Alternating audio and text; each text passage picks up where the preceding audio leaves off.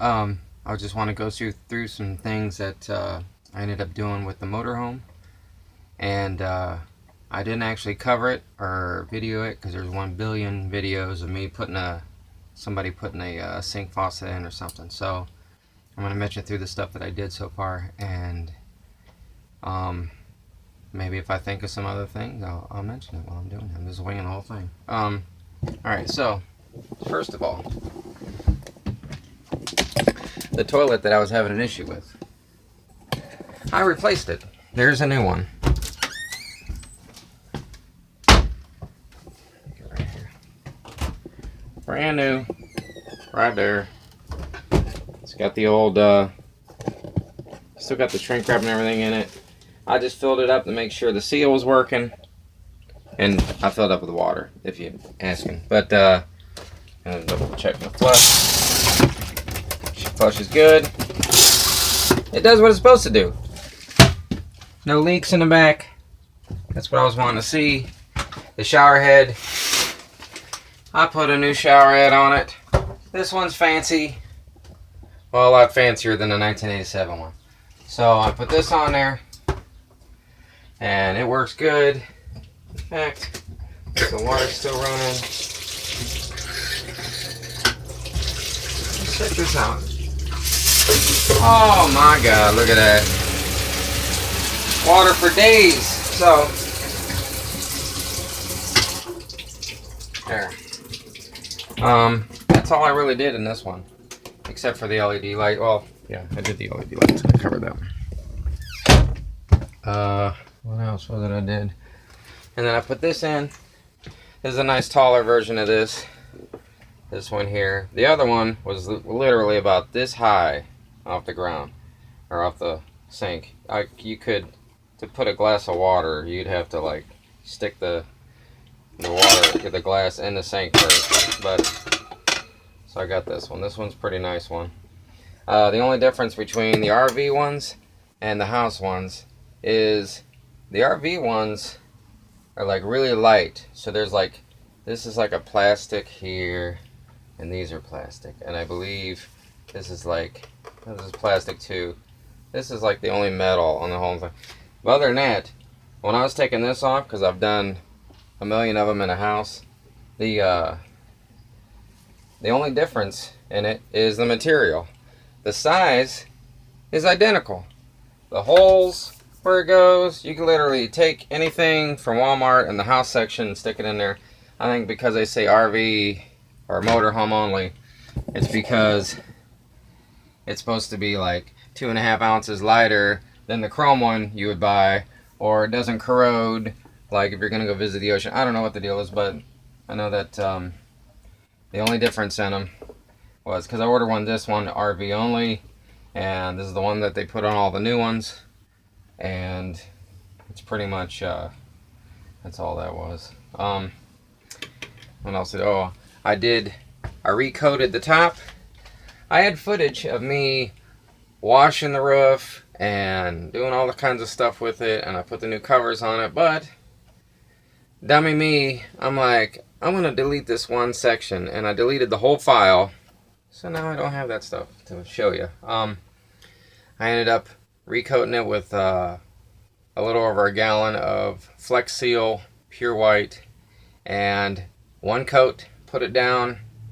And I even have a video I'm going to have also in here of while it was raining, this water was beating off like you had Rain-X on the windshield. It just literally, the second the water hit on there, it pulled up in one big gab and was just coming off. Nothing was sitting on there. And it's very cool because, as in like temperature wise, I ended up going up there to put my covers on the next day, and it was probably in the 80s. Mid to high 80s, and I went up there barefoot so I wouldn't make any kind of marks on it with the new white paint on there. And it was actually cool to the touch. Like, I had no problem up there with it. It was pretty nice. I imagine it would make some difference with sun beaming down, but that's exactly the way to go with the Flex Seal Pure White roof. Goop it up on there. It levels out itself. You don't got to worry about paint strokes or marks or anything like that. You throw it on there, it ends up coming on nice. And it's shiny. It's actually got a high gloss to it.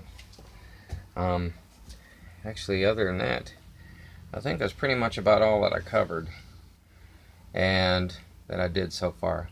Right now I'm in the middle of a project of putting a new door where I had this hole gouge from the last owner. Ended up scraping it across the side for about 1.5 feet, and it looks like something on the side of the Titanic. And so I was going to chop that, patch it up, and put a door over top of that to cover it. And from the factory, it just has like a porthole anyway. Smooth aluminum with a hole that you stick your hand in there just to pull the valves for your gray tank and your black tank on and off. So I don't even know why they didn't put a door on there anyway. So I made this one here, and my rivet gun went kaput. Here's those real cheap rivet guns you get, like, hey, you know, for $5 I can get a rivet gun and like 200 rivets. Well, the only thing I think's worth is the rivets that are in it. Other than that, this is junk. I gotta get me another one. And then that one will be done today. It's gonna be painted black, and it'll match the rest of the sides. Other than that, I can't think of anything else. I was trying to go through, oh,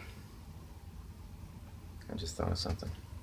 When you're washing your RV, because after I got done scrubbing the top and washing the entire top end of it, the sides of this RV look like someone poured coffee creamer all over it, because I literally streaks. So I'm like, well, I guess I'm washing the whole thing now. So I got my ladder out and I went from one section up and down, washed the whole thing, cleaned it.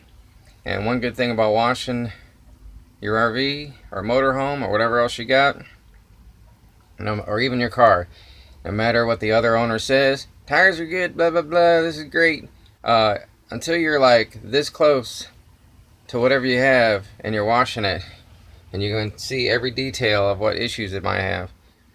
These great tires, guys, like, I bought new tires in it, 2 new tires, but okay, so let me show you this.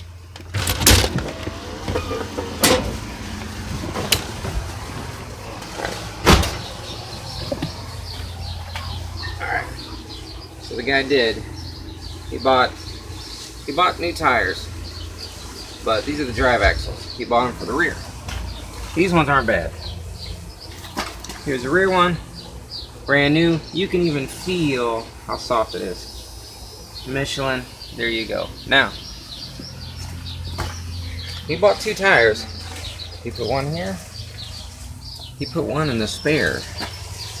So the spare is the brand new spare. I don't know if you can see it.